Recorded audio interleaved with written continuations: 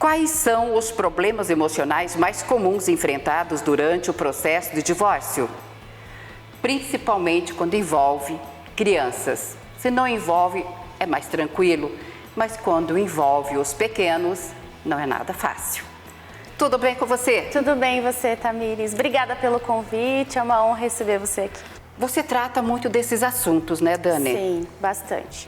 Agora, quando acontece o divórcio, envolve crianças, atitudes dos pais, porque tem pais que se separam de boa, assim, um consenso, né? Fala assim, olha, vamos continuar sendo amigos, que muita gente fala assim, é muito difícil separar e ser amigos.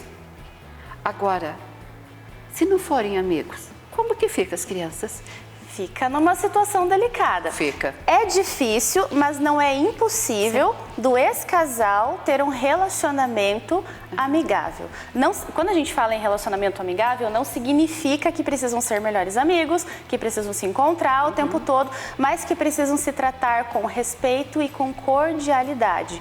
Ponto, é o essencial. Porque quando o casal tem filhos, eles não têm como se separar de fato para o resto da vida. Olha, nunca mais quero falar com você, nunca mais quero olhar para sua cara, vai com Deus, que Deus te ajude, Deus abençoe e suma da minha frente. Não tem como, né? Quando tem as crianças, precisa ter um diálogo, porque o bem dos filhos é uma prioridade absoluta. Isso a gente fala no contexto de família, no contexto da composição emocional da criança e também no judiciário, também no direito de família, né? A criança, ela é protegida pelo princípio do melhor interesse e tem várias legislações que vão reger e doutrinar, então, o que pode ou não pode, o que deve e o que não deve fazer com a criança, e ela deve ser protegida acima de qualquer situação, acima de qualquer bem, e isso é responsabilidade, sim, dos pais, independente se estão casados ou não.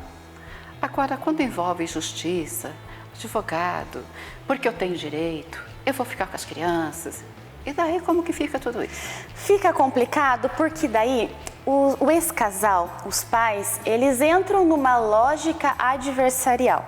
Eles entram naquela lógica de disputa.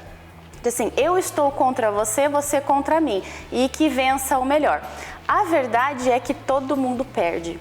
Todo mundo sai perdendo quando se está nessa disputa, né? Onde você quer vencer o outro, independente de que armas você tenha que usar, né? Independente de que tipo de coisa você tem que fazer.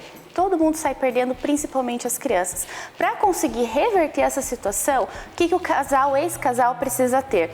Maturidade para entender o seguinte, fazer uma desfusão dos papéis.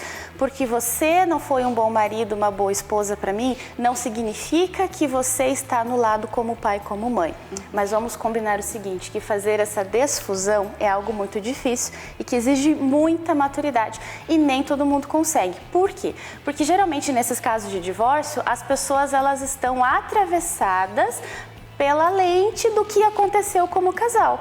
Né? Se houve uma traição, se houve alguma outra coisa que gerou mágoa, mentiras e qualquer coisa que tenha levado ao divórcio, isso faz com que eu olhe por essa lente aquela pessoa. E isso dificulta eu conseguir entender que muitas vezes como pai, como mãe, ela é uma boa pessoa, ela faz o seu papel de forma efetiva e de forma tranquila, né? Mas eu penso assim, não, se foi um traíra comigo, se mentiu pra mim, se faltou com a verdade, se enganou, então vai fazer isso com todo mundo e não necessariamente, nem sempre. Então precisa ter muita maturidade para entender isso e uma comunicação assertiva. Porque quando a gente fala com quem a gente tem um pouco mais de intimidade, a gente costuma se mostrar quem realmente é. E isso abre precedentes para que muitas vezes eu me sinta à vontade para falar de qualquer forma. Né? E quando isso tudo ainda está atravessado por tudo que aconteceu ali, que gerou uma discussão, que gerou a dissolução conjugal, o divórcio e mágoas, isso se acentua. A comunicação inassertiva, ela vai prejudicar ainda mais, né, a situação de conflito familiar que esse ex-casal tem para resolver. É bem complicado de lidar mesmo. Isso que é o triste. Sabe por quê? Porque enquanto eles estão brigando por direitos, por isso, por aquilo, eu te odeio, isso, aquilo, e as crianças que estão ali no meio da situação, como que fica tudo isso? Será que eles não param para pensar, às vezes, que tem os pequeninos que estão precisando tanto de atenção? Muitas vezes as crianças, elas participam disso tudo e elas assistem. Que não é bom. Não é bom. Elas assistem tudo, elas vê, elas ouvem, elas participam da discussão, elas sentem aquele clima de conflito e isso é péssimo, porque para a criança também deturpa a imagem que ela tem daquele genitor, daquele pai, daquela mãe, né? Porque vê os dois brigando, discutindo e veja, o pai e a mãe também são figuras que eu amo, que eu preciso. E como assim um tá brigando com o outro que eu amo e a criança ela fica perdida? E a gente chama esse fenômeno de conflito de lealdade. É porque ela fica perdida entre assim, tá, mas eu amo, mas essa pessoa que eu amo tá fazendo mal para outra pessoa que eu amo, então agora eu não gosto dela, mas ao mesmo tempo eu gosto e vira uma confusão muito grande, porque ela está participando de uma situação familiar, de um conflito ao qual ela não tem maturidade emocional para discernir o que de fato está acontecendo. E nem sempre as crianças são incluídas nesse processo e são informadas de forma adequada sobre aquilo que está acontecendo. Né? Muitas vezes assim, não, agora você mora aqui, agora o pai mora lá, agora você vai para lá, agora você vai para cá, a criança fica perdida como se ela fosse um objeto, né? Um joguete ali, um ping-pong, e ela fica assim, cadê a minha família? Cadê meu pai? Cadê minha mãe? Por que antes amavam, agora estão brigando?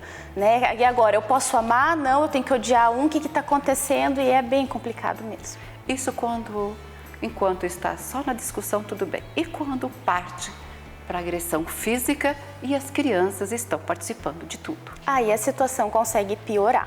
Né? Mas vamos lembrar que quando nós falamos de vários tipos de violência, né? Seja física, moral, psicológica e todas as outras formas de violência que estão tipificadas na legislação, aí a autoridade policial precisa saber do que está acontecendo e as medidas precisam ser tomadas. Tá? Tem lei que protege a mulher, tem lei que rege sobre violência doméstica, né? Tem lei que protege criança e essas leis feitas especificamente para as minorias, que são mulheres, são crianças, que são públicos geralmente já vulneráveis a alguma situação, né? Elas são muito efetivas e elas têm um efetivo também para cuidar disso tudo. Né? Temos Delegacia da Mulher, temos Patrulha Maria da Penha e temos o Judiciário a postos, aguardando para que caso algo aconteça, algum tipo de violência contra a mulher ou contra a criança, para agir imediatamente e isso precisa acontecer. Uma coisa que é importante a gente falar é desmistificar aquela frase que muito se ouve assim, em briga de marido e mulher não se mete a colher. Se mete sim, né? Mete a polícia, o judiciário, precisa ter uma providência em relação a isso. Porque a violência, ela não traz apenas marcas físicas, as marcas emocionais no sistema, no desenvolvimento da criança, né? Na questão psicológica e emocional dessa mulher, trazem marcas permanentes. Então, nós precisamos, enquanto profissionais, enquanto autoridades responsáveis, enquanto sociedade civil, todos nós temos a obrigação de proteger os direitos da criança, do adolescente e também da mulher. Muito obrigada pelo teu carinho, pela tua atenção e até uma próxima. Eu que agradeço, até.